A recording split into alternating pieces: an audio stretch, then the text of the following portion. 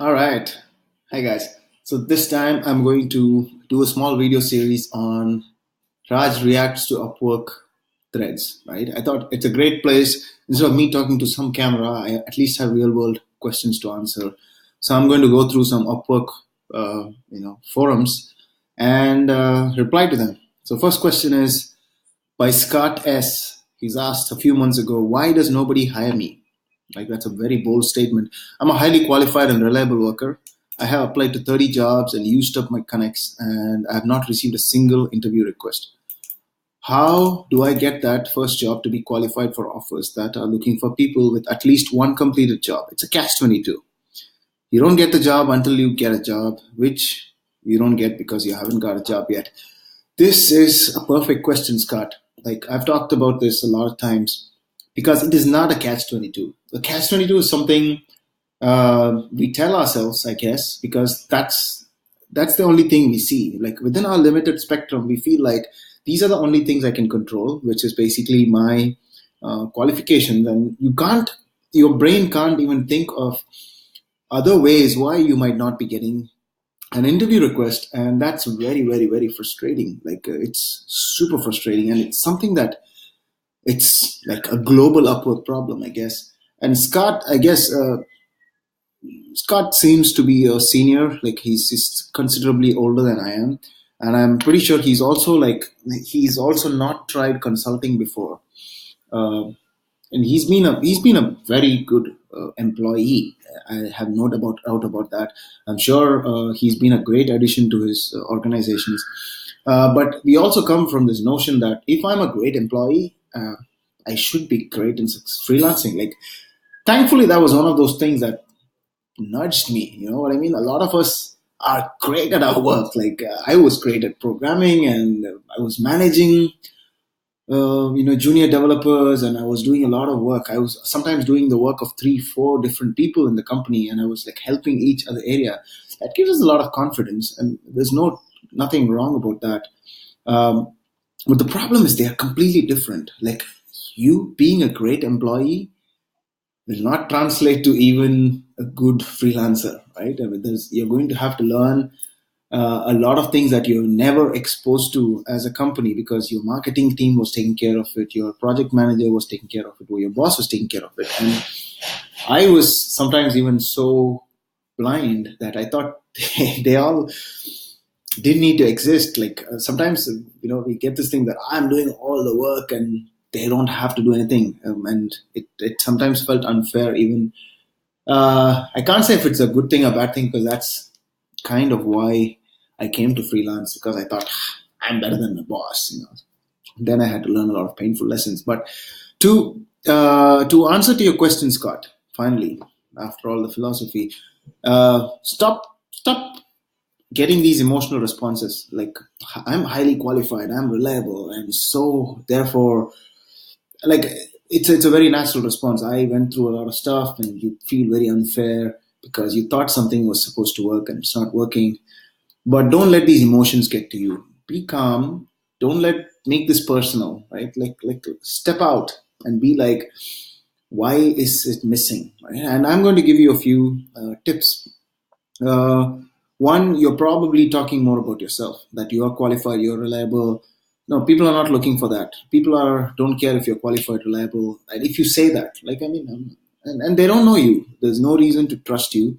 And there are a lot of people on the internet, on Upwork, who are applying, saying a lot, promising a lot of things. Um, Qualified, for example, the word qualified for you means completely different thing than for your client. Please realize that. So when you say qualified, and when he talks to you and sees that you're not qualified from his standards, it's going to translate as you lying, right? So it's already been 4 minutes in this video. So what I suggest you do is stop using adjectives and start doing quantifiable things, right? Um, the reason you have applied to 30 jobs and not received a single interview request is because you're not speaking their language. You're not probably filtering your clients right. There's also shitty clients on Upwork. I'm not going to lie. There are a lot of people who just wake up someday and have an idea, probably a 16-year-old kid who thinks I'm going to be an entrepreneur. There's nothing wrong with that, I would say. Don't judge your clients. You never know which 18-year-old you're going to be working for. So that doesn't matter. But there are a lot of people who are unqualified who just come, post a job, and over experience and over time you learn to filter them. But for now, for some actionable pointers, I would say start learning copywriting. Right? You don't have to become a copywriting professional, but copywriting is the art of writing words that can sell. So start learning copywriting. Every freelancer has to learn copywriting, right? Um, and you just have to start with a few basics, like take a 1 hour course or something like that. Reads a few articles online about top 10 freelancing copywriting tips and stuff like that. That will put you in a mindset of how copywriting works. And copywriting is to sell anything. So here you're selling yourself, your services. So the missing link is copywriting.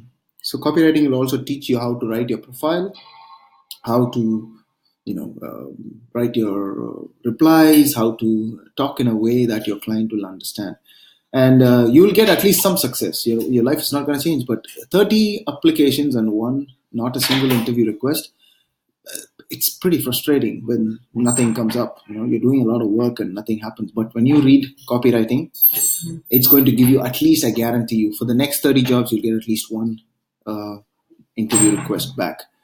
And instead of trying to prove yourself to your client, start with a conversation about questions about, completely stop the fact that you want to get hired. Like, you're just going in there to understand your clients.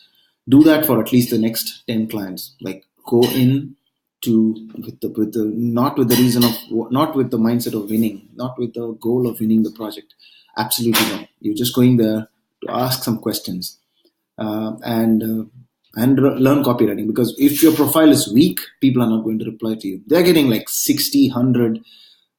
That's a little on the high end, but at least 20, right? And they have very little time, and they don't have, their mindset is all about, I have to get this done, find the right person, and I have to pay my salaries, and I have a lot of stress, right? And as a business owner, they have all of that. So don't take it personal. Learn copywriting, so that you know how to write your profile. And when you next time, go with the mindset of just understanding them, right? Don't try to prove yourself. Don't try to say that I'm great, I'm that.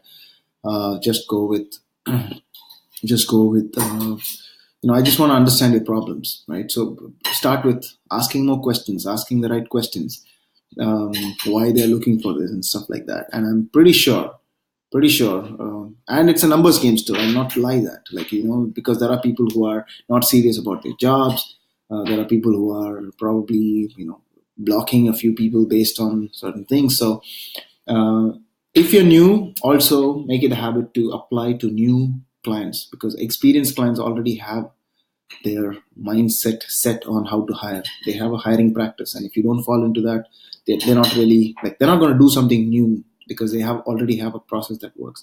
So what I suggest is, if you're new, go apply to new clients. Sometimes it's that's how it is. It's like, they're not serious. Sometimes they don't have money, but that's the best chance for you to start understanding. And don't go in with the mindset of winning the project. Go in with the mindset of understanding them and asking questions and just hitting up a conversation. Hope that helps.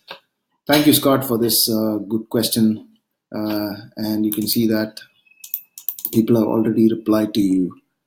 And this video is already long. Thank you.